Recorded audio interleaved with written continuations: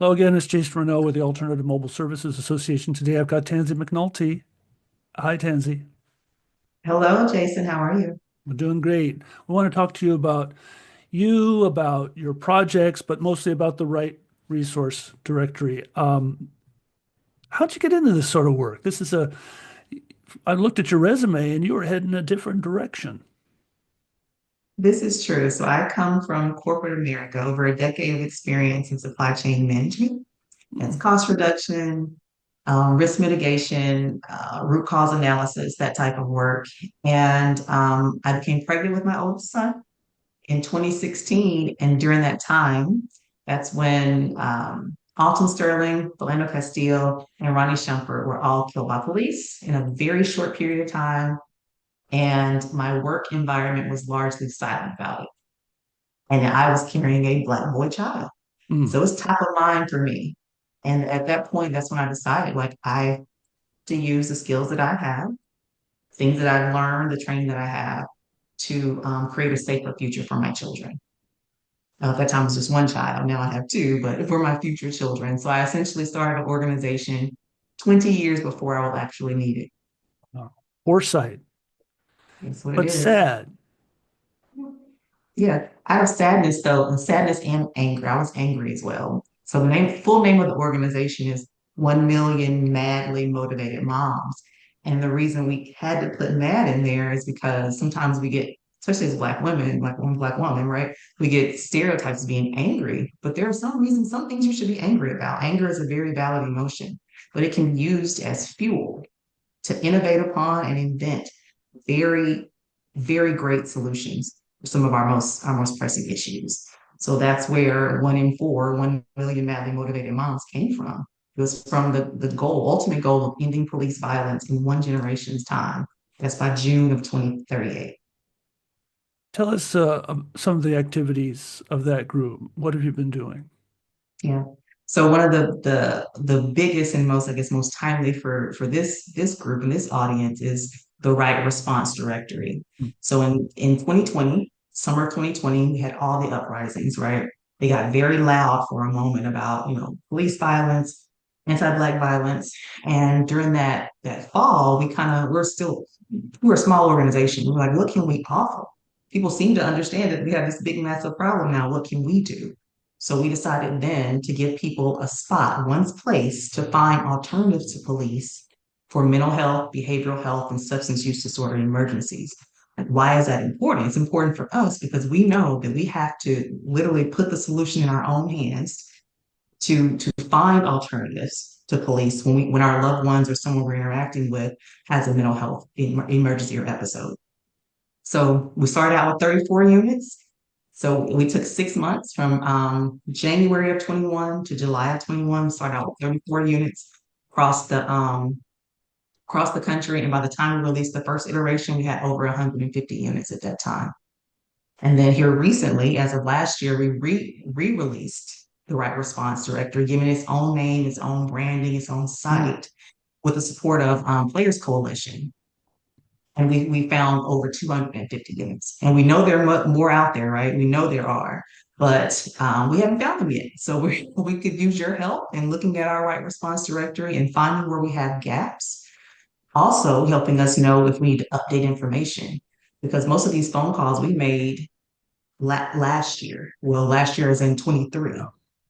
All of these different units, finding where they are, where are their hours, what's their makeup of the response teams. And then that could have changed. They could now be 24/7 before they were just, 8 to 5 or something like that. So that's one of our biggest initiatives. We also give money to impacted families of police violence, Oh, along with emotional support for them. Some of our cases, we've been with them for 5 years, some three. Like we stay with families. So after the cameras are shut down and people lose interest, we don't. We stick there until that family reaches whatever form of accountability feels good for them. And that so I'm is very proud of that one. that is such an important part in the grieving process is to respect the timeline of the families, and they may Yeah, not be ready to talk about it until long after the funeral is over. this is true. This is true. And so we're there to offer that additional emotional support, to amplify any campaigns or activations that they have going on. We actually recently, one of our families we support, they were on the list for clemency from the Biden administration, and so they're getting out of jail soon. They were wrongfully incarcerated for 25 years, and Wow. we helped that, and it just feels it warms my heart to know that we were able to help free these men. Oh, congratulations. That's great news. Thank Wonderful you. work. Tell me about the website. We'll have the link for both of these organizations you've mentioned below the video so people can click on that while they're watching, listening to this recording. And why don't, Tansy, would you just walk us through the website a little bit and tell us about the different components, how it works? Sure thing. So when you go to therightresponse.co, not .com, therightresponse.co or .live or .life or .directory, we bought them all except for .com. So don't go to .com. It's gonna take you to a real estate agency. You go to therightresponse.co, and the first homepage, you see an image across the top. And it's just different interactions with community members or community responders and the community to let you know that, like, community response, crisis response can look different in different communities. And then there's a little search bar. You can look up your state, or you can scroll down and look at the map. It has the different little dots to tell you like where the response teams are. You Hmm. can hover over those and find your response team. My favorite way to search and use the response is to go to the top tab. There's a tab that says directory, Mm. to go there and then scroll down to your state. Click on your state, the number of response teams in your state will pop up. You find the one that's closest to you.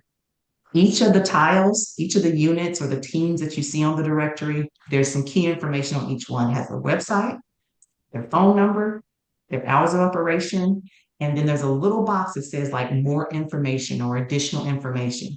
That information is information that our team got by calling them to say, what's the makeup of your team? What are your hours? Who do you respond to? What area do you cover? Just so that the community member who's looking for a response doesn't have so much work to do. Like they know what to expect when they do need to call the response team.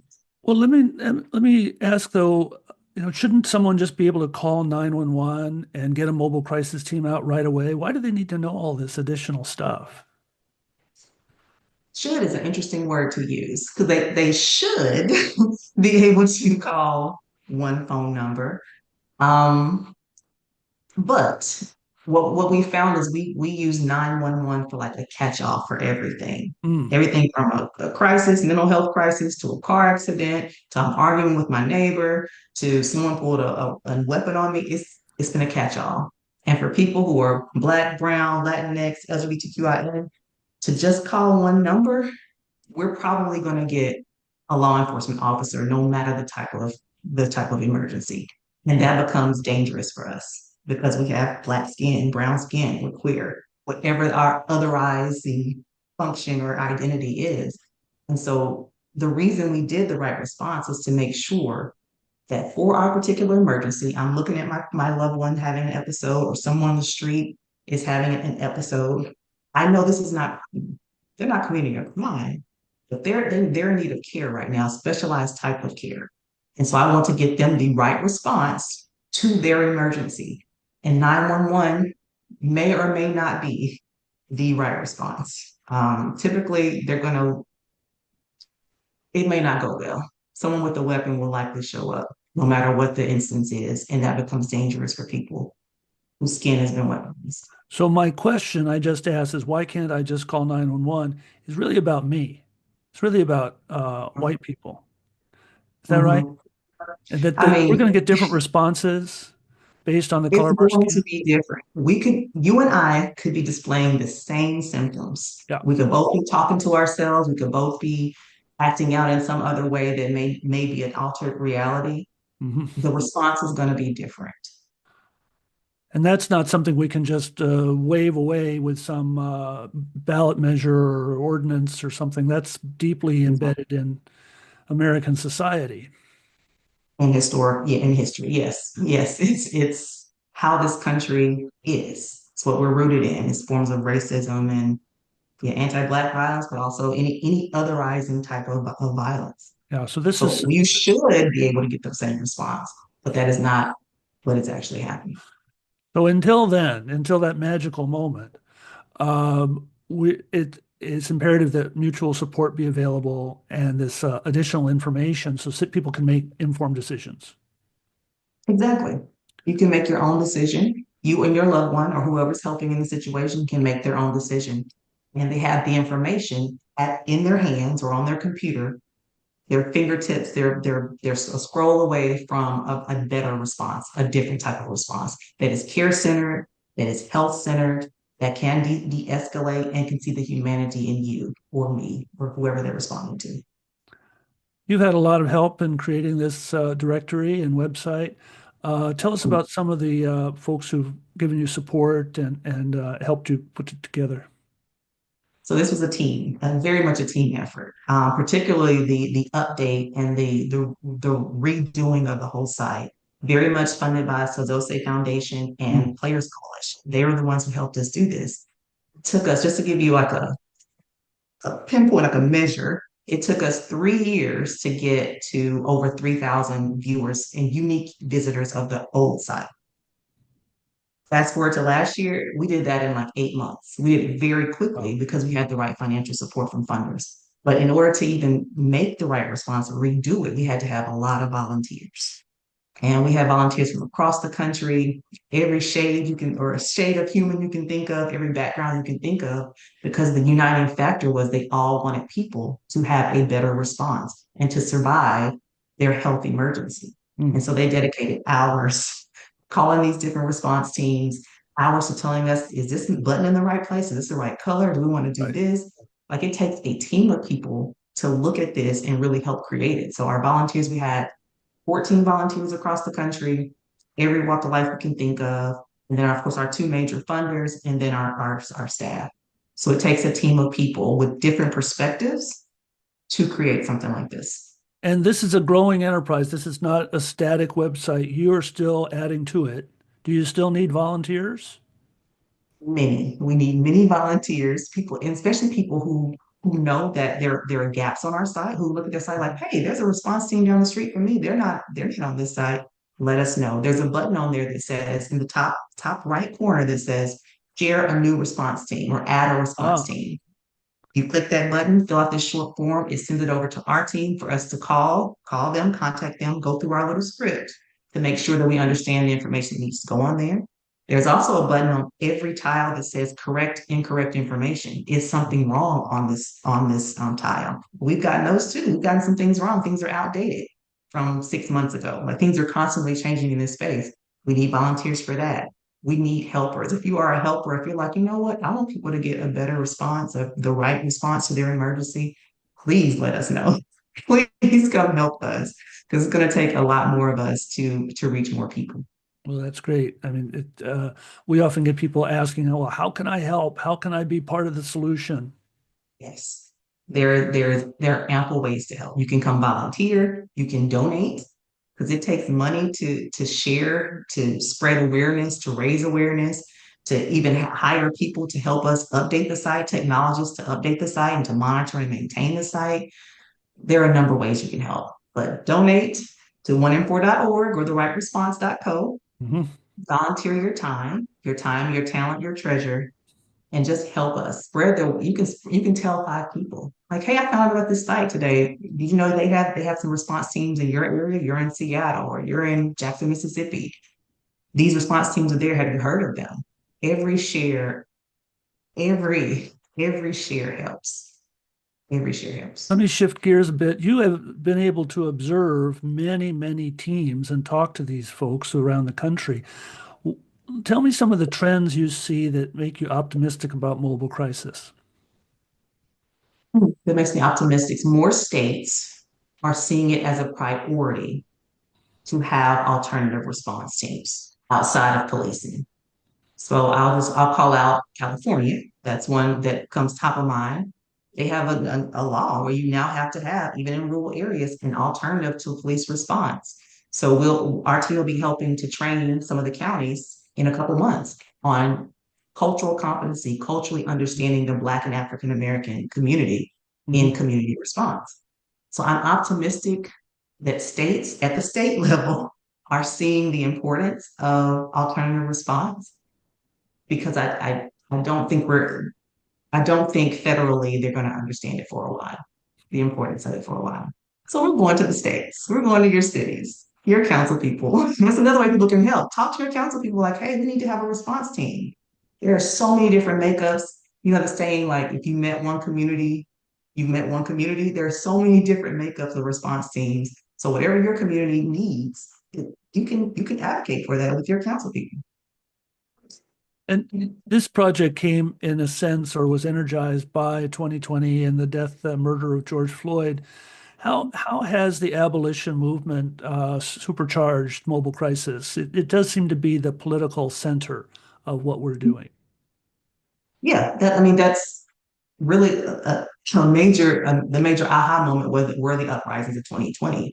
But for our organization, like I went back and listened to the recording of when we decided to do the directory, Mm, and the person's name, it wasn't George Floyd. That was the person we had in mind. We had Elijah McClain in mind hmm. because he was walking down the street, had on a ski mask. He's on the autism spectrum. Just was walking down the street. We wanted to give people a a different phone number. But on the abolition side, yeah, we've been screaming on the streets about who can we call? Can you give funding to things that prevent crime or prevent interaction with police versus just adding more police, thinking it's making us safer, and it's not. Resources make us safer. Having alternatives, having the right groups trained to see, diagnose, and assess what's happening to me, that makes us safer. Great. It's been great to talk to you, Tansy. But one last question. Tell me about your T-shirt. What does that say?